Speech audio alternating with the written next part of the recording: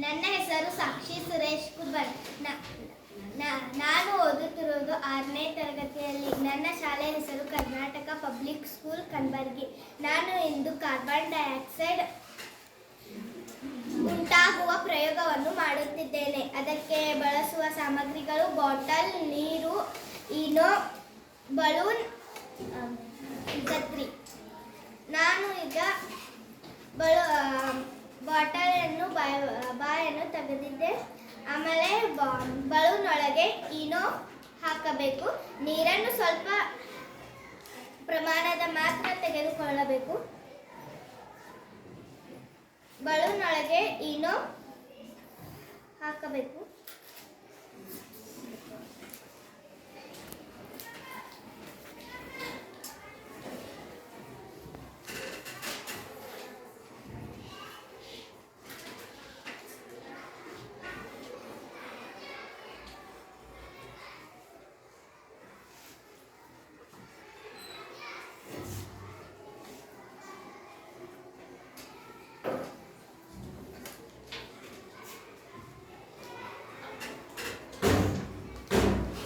ಜಾಸ್ತಿ ಈನೋ ಅನ್ನು ಬಲೂನ್ಗೆ ಹಾಕಬೇಕು.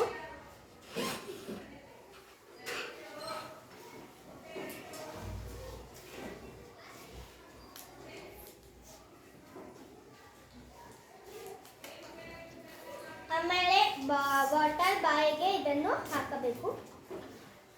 ಹಾಕಿದ ನಂತರ ಈನೋ ಅನ್ನು ನೀರಿಗೆ ಬೆರೆಸಬೇಕು. ಹೇಗೆ ಉಬ್ಬಿತ್ತು ಇದೆ? ಯಾಕೆ ಉಬ್ಬಿತ್ತಿದ? ಯಾರೇ ಹೇಳ್ತೀರಿ? ಆಕ್ಸೈಡ್ ಉಂಟಾಯಿತು. ಈ ಪ್ರಯೋಗದಲ್ಲಿ ಫಸ್ಟ್ ನೀರಿನೊಳಗೆ ಬಾಟಲ್ ಒಳಗೆ ನೀರು ಹಾಕಿ ಮತ್ತು ಬಲೂನ್ ಒಳಗೆ ಈನೋ ಅನ್ನು ಹಾಕಲಾಗುತ್ತದೆ. ಈ ಬಲೂನು ಬಾಟಲಿಯ ಬಾಯಿಗೆ ಹಾಕಿದಾಗ ಈನೋ ನೀರಿನೊಂದಿಗೆ ಬೆರೆತು ಕ್ರಿಯೆ ಮಾಡಿ ಕಾರ್ಬನ್ ಡೈಆಕ್ಸೈಡ್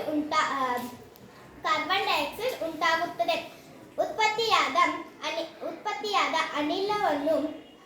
ಅನಿಲವು ಬಲೂನ್ ಒಳಗೆ ಹೋಗಿ ಬಲೂನು ಊದುತ್ತದೆ. ಈ ರಾಸಾಯನಿಕ ಕ್ರಿಯೆಯಿಂದ ಅನಿಲ ಉಂಟಾಗುವುದನ್ನು ತೋರಿಸುವ ಸರಳ ಪ್ರಯೋಗವಾಗಿದೆ. Thank you.